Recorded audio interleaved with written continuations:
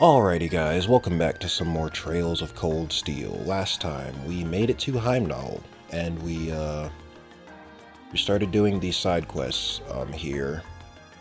And, well, we did them, we finished them, at least the first set. For that last one, we had to do a monster extermination, and then sort of, Laura and Fee kinda went through their own little sort of Usus and Machias, arc, where they tried to form a link, and they couldn't succeed. They kept failing, and that was really starting to frustrate them. So Laura and Fee were arguing that one of them has to sit out, and like sort of just, you know, it just wasn't meant to be. And then Reen opts to be the one to sit out instead because he said they can actually be really strong together if they manage to pull off the link. And he, you know, said, listen, just keep trying. After we finish up the monster, we head out through the, there was like a secret, like, passageway underneath the hotel, and it led to the, oh, that reminds me, I need to go over there and fill my CP. But it led to, like, the park, and Elliot met some of his, old friends over there, and they're currently attending the music academy. And later on, Elliot, he told everyone later that night that, you know, he and his sister really liked music. Their mom liked music too. The father wasn't as big on it, but he enjoyed listening to it. But unlike the other three, his father, as you probably saw in the last part, or maybe the part before, I don't remember, depending on how I edit this. If I don't edit that part out. If I didn't edit that section out, I don't know. I don't remember. Yeah, his dad is in the military, and after the mother died, she got sick and passed away. His sister ended up going to Music Academy. Elliot wanted to go as well, but his dad said his dad was against it. I guess he thought it would be unbecoming for a guy to go to Music Academy. I guess he saw it as like a sort of, I don't know, like a girly thing or whatever. So he had that issue going on with his dad.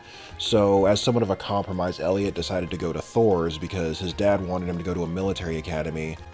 And Elliot saw that even though Thor's was a military academy, they still were kind of big on music and had, like, you know, music classes and a music club and all that stuff. So he decided it would be a pretty good compromise. So that's what he did, and that's why he's at Thor's. So, you know, yeah, a little heartfelt conversation with him. So Elliot opened up, and that kind of encouraged Laura and Fee to just settle things once and for all. So they tell Reen and Machias that they want to go to they want to go have a duel. So they go to the park, and, you know, and basically Laura and Fee get ready to fight each other, and Laura says, listen, if I win, then you'll have to tell me everything about your past. And Fee's like, all right, fine. So they fight, and it's a draw.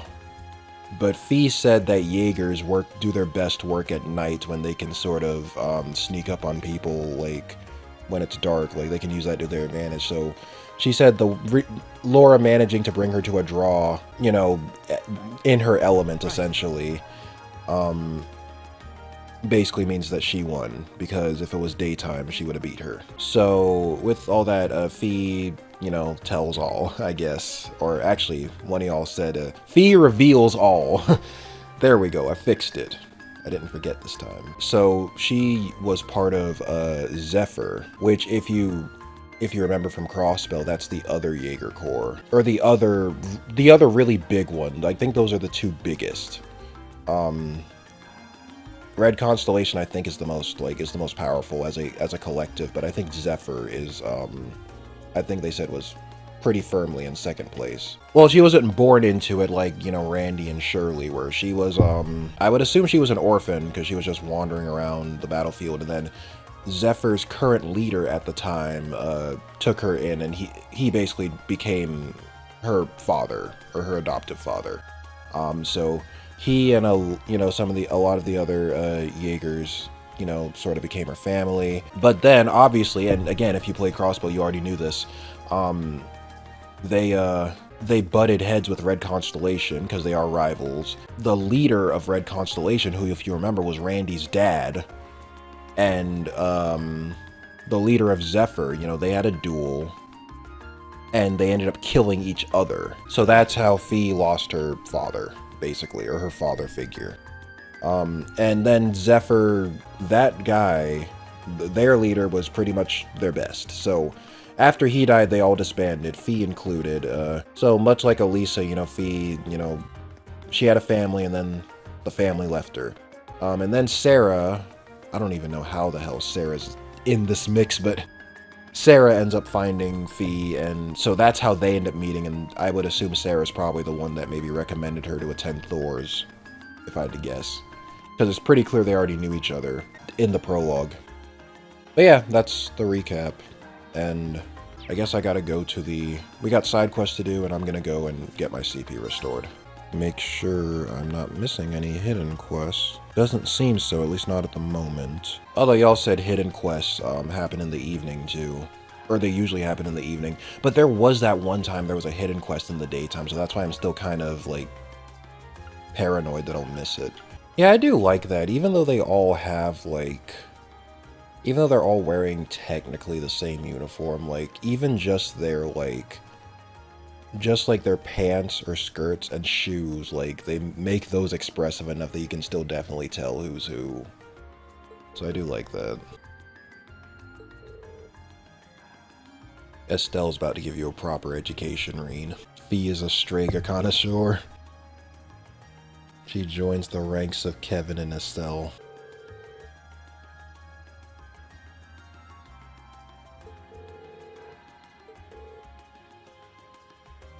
I forgot what's the real-life equivalent of the reg measurement. Yeah, imagine that. I know, like, I'm, like, what, 6 games in, but, like, yeah. They have their own frickin' measuring, like, terms. They literally made up measurements for this universe. Like, it's kind of cool. I guess maybe we could do other side quests while that's going on. See, we can cheat. We can see the marker on the map. See, if Shirley was here, she'd be able to sniff out that cat no problem. I mean, they are mammals, so... Technically, if it's a girl...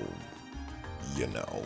I'm sorry, I still hear Fee's good boy in my sleep sometimes. What is it with frickin' Jaegers and having a soft spot for cats? First Shirley and now Fee.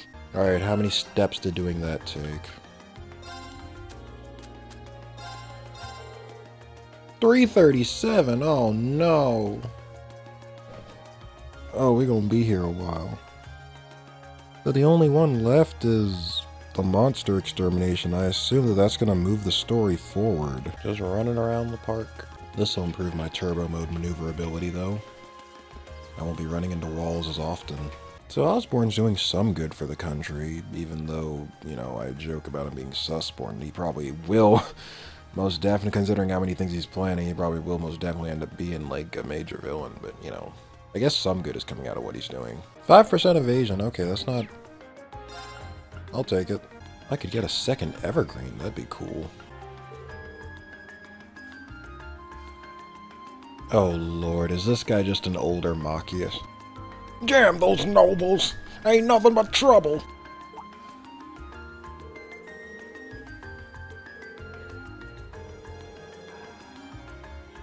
Oh boy, he is a second Machias. Well, we know where Machias got his attitude from. If this is the common mindset of the people in this area, then... I mean... He's just a product of his environment. Although to be fair, a lot of the nobles in Bereahar did the same shit, so, you know. It literally looks damn near the same.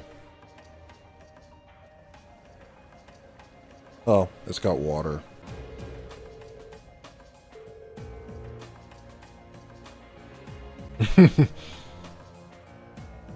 And neither me nor Machias have our S-crafts yet. Damn it. Oh, never mind. I guess Elliot lucked out. So that just leaves Machias as the only one in the group with no S-craft. Oh. Although if I had to guess, it's probably some healing craft, considering he's a lot of his crafts are based off of healing and support anyway. Come on. There we go.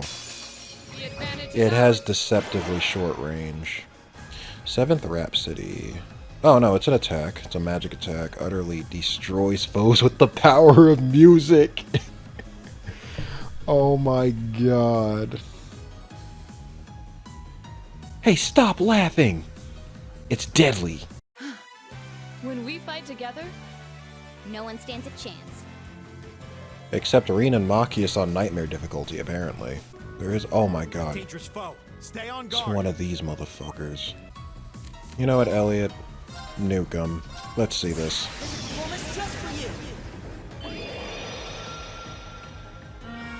Wait, he can turn that thing into a violin? Hold up. Whoa, wait.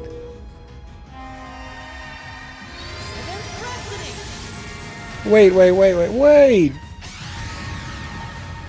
You've been a wonderful audience.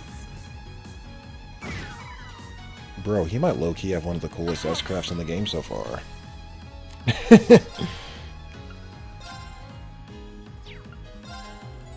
And he confused both of them. Yep, kill that one. So it looks like for Fee to use her ranged attack, she has to have already detected the enemy. Like, it won't work if there's no one around, but like, if she can hit them and they're far away, then she'll shoot them, it seems. There's not really an input, it's just an stuttering. It's just an automatic kind of thing. Brilliant spin.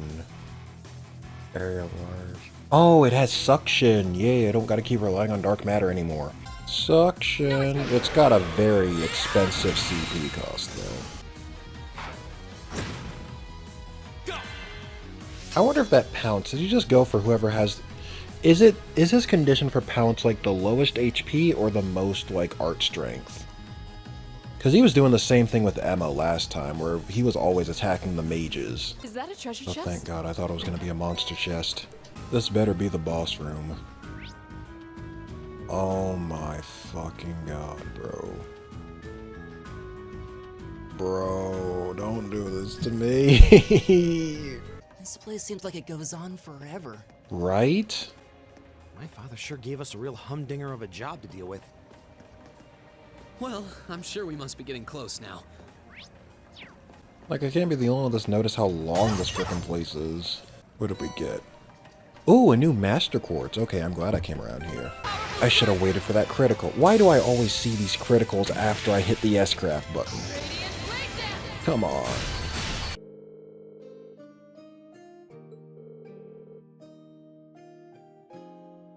Uh-oh. How's Laura gonna react now? It's okay, Fee.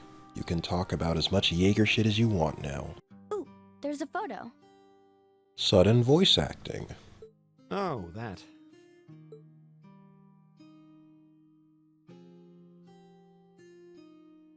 Aww, look at cute little Machias there.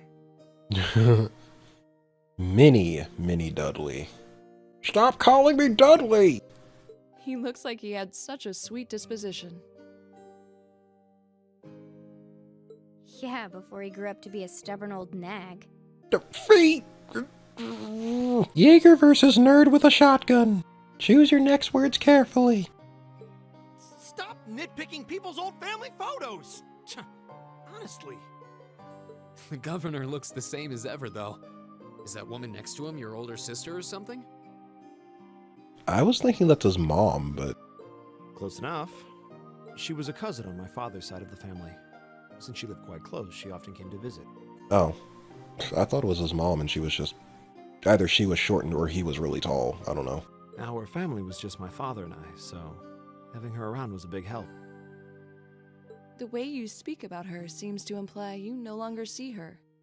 She probably died. Did she get married and move away? She died Knew it. around 6 years ago. Oh, Next you're gonna tell me a bunch of nobles did it. I see. And that has something to do with why you hate the nobility, right? Fucking knew it. I'm a goddamn prophet. I keep saying it, y'all. So... I never really planned on telling anyone about this. But considering all we've been through, I Suppose it's time I told you a little more about me. It's a long story, but would you hear me out?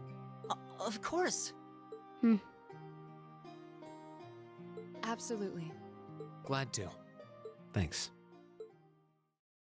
Sis was 9 years my senior. Beautiful, kind. To me, she was in every sense the ideal woman. Hey, Machias, be careful. Remember who makes these games. Remember what kind of game you're playing. You might want to be a little less descriptive before Falcom starts. Well, they can't ship you if she's dead, but you know. Now, as I said earlier, we're a family of commoners through and through. Sweet home Arabonia. But my father proved to be a very capable government official. And eventually, he was promoted to an important government position, where he started to make a name for himself. Honesty and integrity are a core part of his work ethic.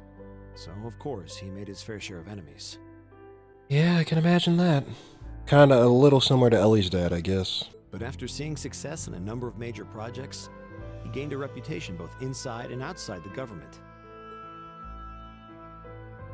My mother died when I was still young. But Sis happened to live around here and ended up helping us in more ways than I can count. Since she was his niece, my father always made a fuss over her. And even though she didn't live in the same house, she was like a real sister to me, and a real daughter to my father. I was always so proud of her. As a child, she was practically my idol. And as you'd expect, she had countless admirers among the men of the city. Okay. But for all her popularity, she was always level-headed and sensible. So I never felt I had anything to worry about. Until he appeared. Who's he? He was one of my father's subordinates at City Hall. Though unlike him, he was a noble by birth. A man of high rank, too. The heir of a count. Okay, sounds like he's pretty important. However, he had none of the arrogance or haughtiness one usually associates with the nobility. Did someone else get mad that there was like a mixed like noble and commoner relationship and then they like deep-sixed the they deep-sixed his cousin? When I met him myself, he came across as an honest and loyal man.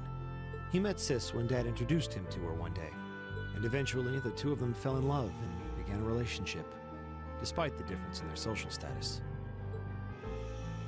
As a child, I was frustrated beyond words, but even I had to admit that the two of them made a good couple. I'll never forgive the nobles!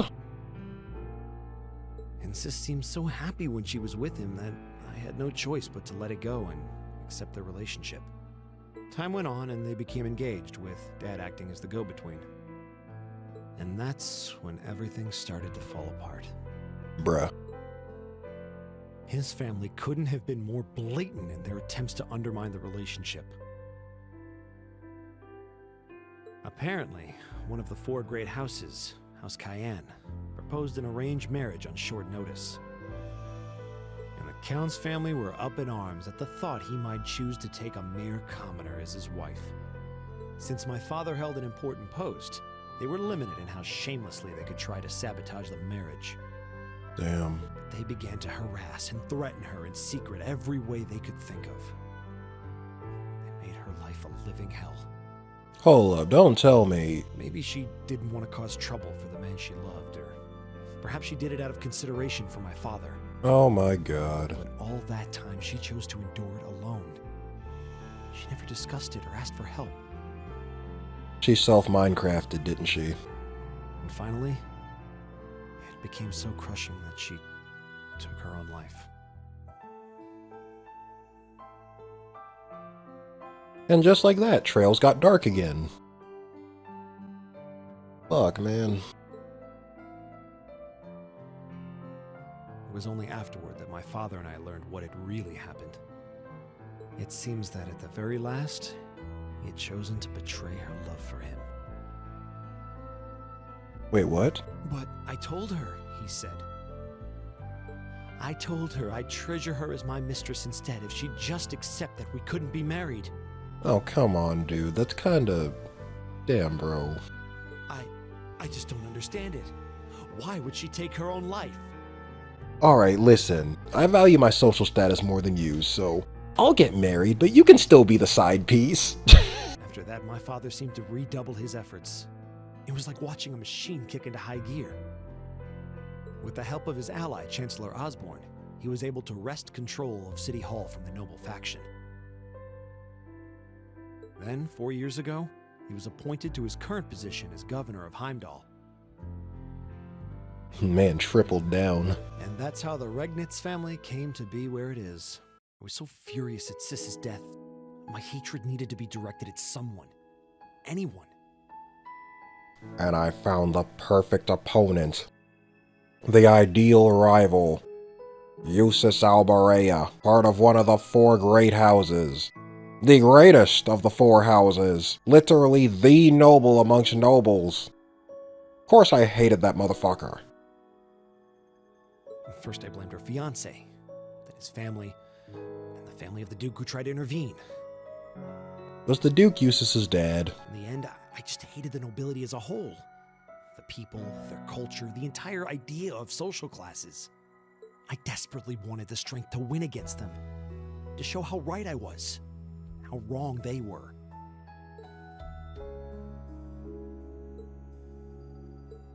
But deep down, I knew the truth about my hate. I knew I was taking out my anger on people who didn't deserve it. People who had done nothing wrong. You did? They may be from different social classes, but people are still individuals. I can't believe I'm about to say this, but Eustace isn't that bad of a guy. So I think those fish and chips got cold after all. Well, I don't think we invented orbital microwaves yet, so, you know. Laura and Emma are the only 2 left. I might accept that not all nobles are bad, but that arrogant, self-centered fool can go choke on a palm. It's the final barrier you must get over.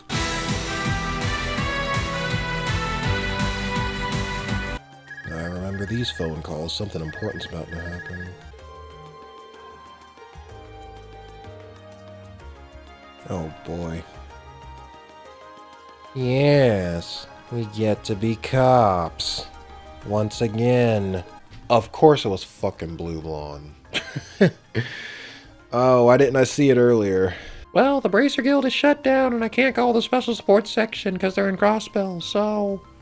yeah. It's like every arc has at least one Phantom Thief B quest, it seems. Sky had... Didn't Sky have like 2? I want to say Sky had 2, but I could be wrong about that. Sky had at least 1 or 2. Crossbell had 1. Is there another? I don't think so. Might have just been 1 for Crossbow. Now there's 1 for Cold Steel. At the feet of the Conqueror with the heart of the lion. That's probably the Drykel statue. Is this Anton? How'd I miss him the first time? Heimdall is one of the largest cities on the continent. Maybe it's here that I'll find something to change my life. How do you fancy my chances? I mean, you haven't had the best track record so far, but I'm sure you'll make something work. He's been at this shit since Sky. Dude is a minor NPC and he has his own frickin' arc within the other arcs. Yeah, I figured it was the statue. Oh, okay, this is probably where they're gonna hold the, I guess part of where they're gonna hold the festival, because they got decorations up in here and everything. At the round table where once rested the gauntlets that supported the east of the city. Blue Blonde, Phantom Thief B. Put 2 and 2 together, Reen. Bro, give us the tiara back. We know you got it. Well, I know you got it. They don't. Dramatic irony, I guess. On another card, at the round table where once rested the gauntlets that supported the east of the city. Well, they said once and supported, so that means past tense. Oh, wait, if it's... Okay, so if it's past tense, implying that they're used to it... Alright, it's probably the bracers then. You know, no, it probably is the bracer, because, like, okay... And it says gauntlets. The bracer logo is a pair of gauntlets, right? I'm pretty sure. But the Bracer Guild is the only thing I can think of in this area that's, like, out of business right now. Oh, right, that too. There's an east and a west one. All we need now is for the last one to be in Elliot's house or some shit. The fourth key, on the bottom of the white burden of the steel bird perched at the water's edge. He said water's edge, so probably the port. I don't know where at the port. Well, kind of tells you on the map, so let's go. Okay. Water's edge kind of gave that one away. He should have said something other than water, because water makes me think of the port. Don't tell me he put it on. Oh my god.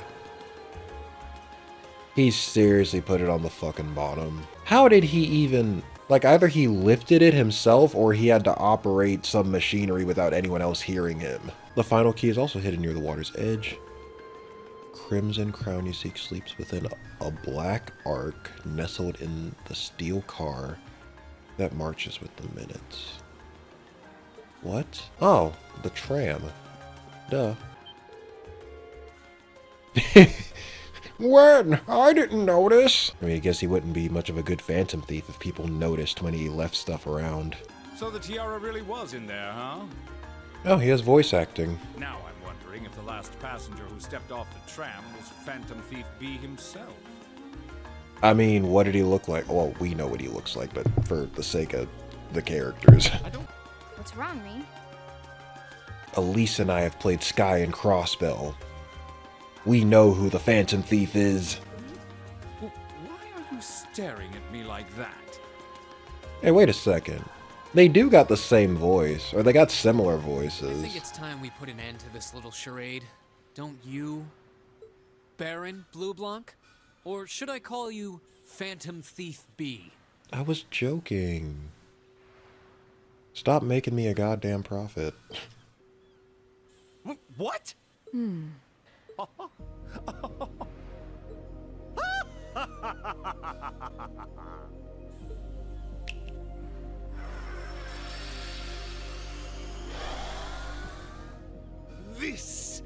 This savory taste is why the unripe fruit is the most delectable of all.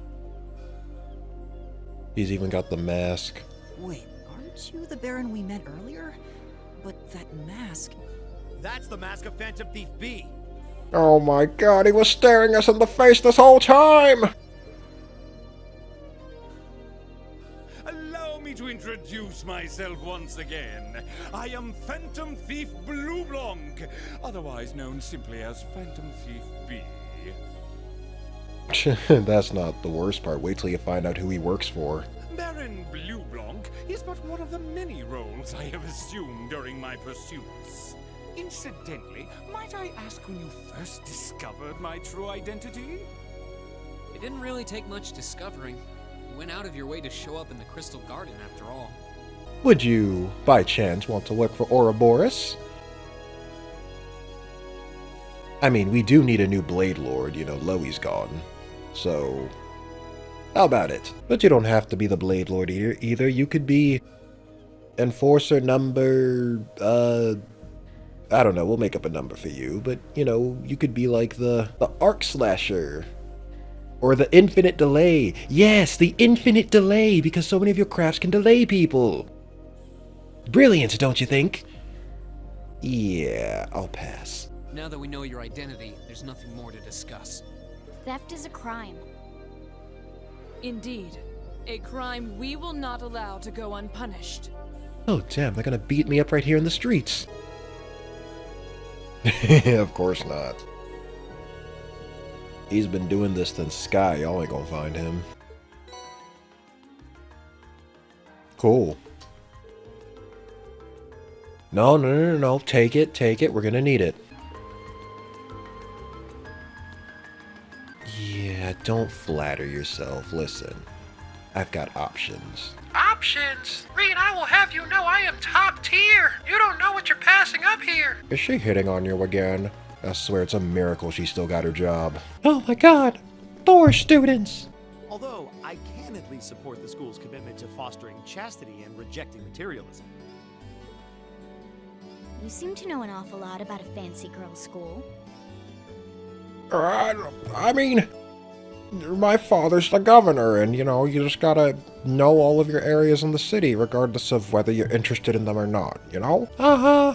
Right. Princess Elfin is the daughter of our reigning emperor, His Majesty Emperor Ugit.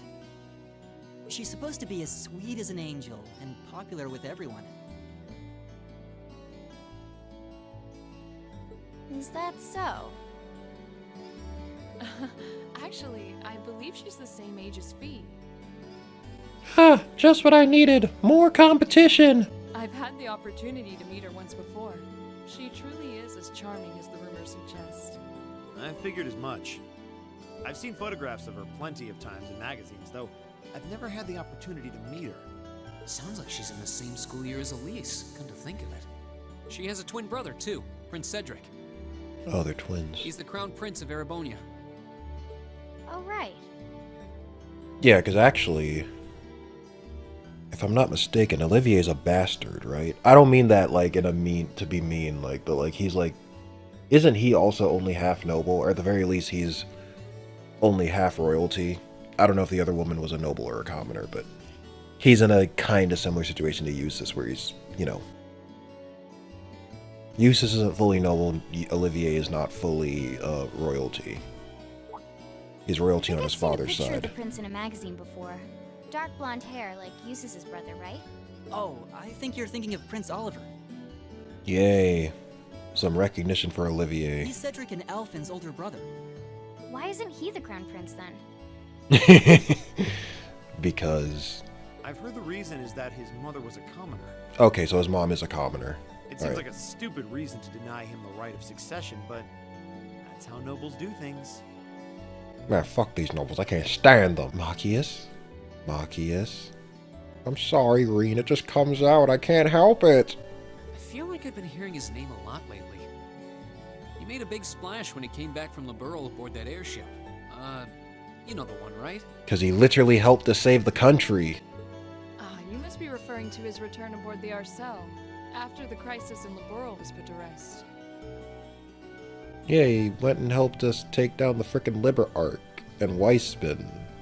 Although I don't think I took him to the final boss, but still, you know, you get what I mean. And the other half of Class 7 gets here. Elise, what are you doing here? Man, the last time I saw you, I went Super Saiyan. You're still moving out? Reen, come on, we've been over this before. I see all of your classmates are with you too. Even the girls. My competition.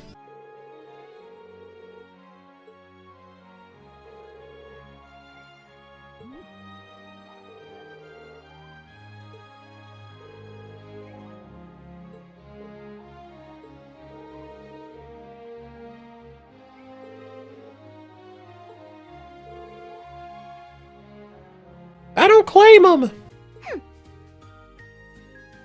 Don't you have something you wanted to discuss with everyone? Please, go right ahead. Damn, she's pissed again. Hey, don't run out again like you did last time. You've become even more fetching since we last met. Aw, thank you! I was rather hoping that you'd decide to enroll in Sanctus Dryad too. 0 out of 10, not enough fighting. But it seems you chose to attend Thor's after all. Well, I've committed myself to following the way of the sword, and Thor's gives me a place to hone my skills. I apologize for not being able to live up to your expectations. First I lost Angelica to Thor's, then you too. Maybe losing Angelica to Thor's is a good thing, considering, you know. Perhaps I should just transfer there next year myself. Your Highness. Got you to look. But I... You took the bait! Now take the L. You know, sometimes you're just as bad as Reen. I'm particularly happy to finally be able to meet you, Reen Schwarzer. Elise has told me so much about you. Really? How much? Too much, Reen! Way too much! Oh, okay. Oh, it's so refreshing. You're every bit the person Elise says you are. Perhaps even more so. Huh? Actually, I have a teensy-weensy favor to ask. Do you think I could join Elise in thinking of you as my dear brother as well? You see, this is a galaxy-brained move right here. Because if I start calling him my brother, it'll only be a matter of time before he becomes my boyfriend. This is a Falcom game after all. You see, Elise has spoken of you so often that in my heart, you've already come to feel like family. And now that I've had the opportunity to meet you, I fear I simply can't suppress these feelings any longer. I have 2 brothers already, of course, so I'm sure it won't take long to adjust. I was about to say, you already have 2 brothers. Stop being greedy. That's enough, Your Highness.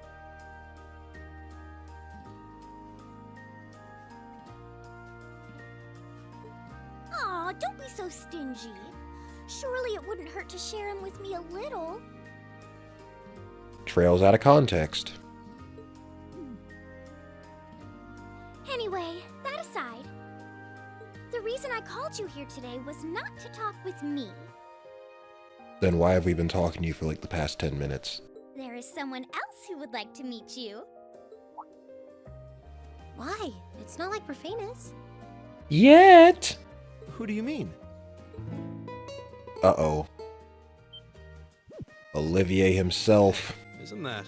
I'd know that loot anywhere. Oh, and he's even wearing his classic Sky outfit. I serve as a music instructor in the hallowed halls of this fine academic institution. For real? In truth, I am ever on the hunt for that elusive mayfly we call love. But that might raise eyebrows at a girls' school. You damn right it would. Oh my god, you're like a male Sarah, or is Sarah just a female you? But whose pulse would not quicken wandering into this untainted cloister of dew-eyed maidens? Ah, the romance. Dude, are you there to teach music, or are you there to pull in girls?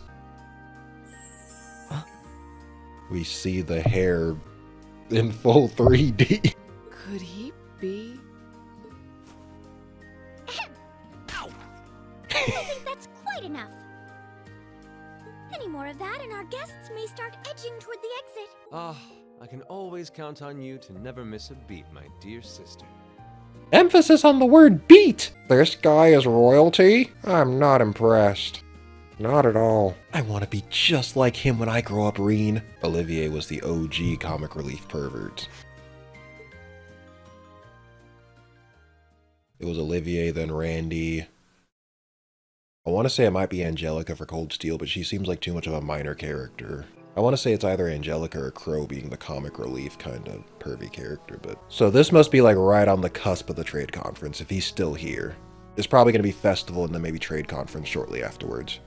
I'd heard that the chairman was a member of the Imperial family, but still. I'm not surprised. Who would expect the infamous prodigal son to chair a committee at a prestigious academy like Thor's? I suppose it's not surprising they'd rather keep it hushed up, though. It wouldn't exactly be great for the school's image. Damn right. That's surprisingly forthright coming from you. Alphine, I'm a lot of things, but I've always been honest. And you can't say I haven't done that. That is true! Is it really true, though? I mean, that you were the one responsible for establishing Class 7, Your Highness? Indeed, I was. And look how well it's turned out. So many of you all have already kissed and made up. I will have copious amounts of fan fiction to write about all of you. However, my foremost intention was to show you that during your lives, you will encounter many obstacles and conflicts. If this was Crossbell, he would have called them barriers. Erebonia has been close-minded for far too long. Nobles cannot carry this country anymore. Wow, that's quite a plan. At least not alone. Well, I could hardly refuse such a sincere request from my brother. But it also presented me a fine chance to finally meet Elise's beloved brother, as I've always wanted to. And that's what I truly wanted to do throughout this whole thing. I feel like now that I know, I want to live up to the promise you saw in Class 7. Thing is, am I right in assuming that Class 7 doesn't exist just to fulfill your progressive ideal? No, Reen, this arc is 4 whole games long. Your students, first and foremost. Reach out and grab that fragrant rose of school life. Join a club. Eat cheap food with your friends at midnight. Fall in love. We live but once. Make your youth count. It's kind of hard to do when they have so much work, huh? An excellent team, you say? Are you referring to Instructor Sarah? She's certainly one of them. Still, coaxing her away from her former line of work certainly played a large part in giving Class 7 a great foundation. Was she a Jaeger? Because they said coaxing her away from her former line of work, and I'm assuming whatever she did, it probably paid a lot. She is, after all, one of the strongest people in the Empire, and her experience makes her a natural field leader. It would also explain how she ended up running into Fee, because Fee would have also been one. Wait, what? Instructor Sarah? One of the strongest people in Erebonia? I mean, maybe in terms of holding her liquor, then yeah, sure, I can believe that. Exactly what experience might you be referring to? I've even heard rumors of her daring exploits myself. She was known as the Purple Lightning. Doesn't that sound exciting? That sounds utterly terrifying. Ah, that young ace of the Erebonian Bracer Guild, and one of the Empire's most famous bracers. I was close. Bracers are essentially just good Jaegers. She has a history full of brave feats and dangerous deeds. She was even the youngest bracer to achieve A-rank status. Damn, she up there with Zin. That's a pretty sudden save, but I think that's a pretty good place to stop. So yeah, we'll pick up next time with Trails of Cold Steel, so you guys know what to do. Leave a like if you enjoyed it, sub to the channel if you haven't already. Otherwise, Purple Lightning's gonna flash you tonight, and you don't want that now, do you? Or maybe you do. Anyway, regardless, I'll see y'all next time.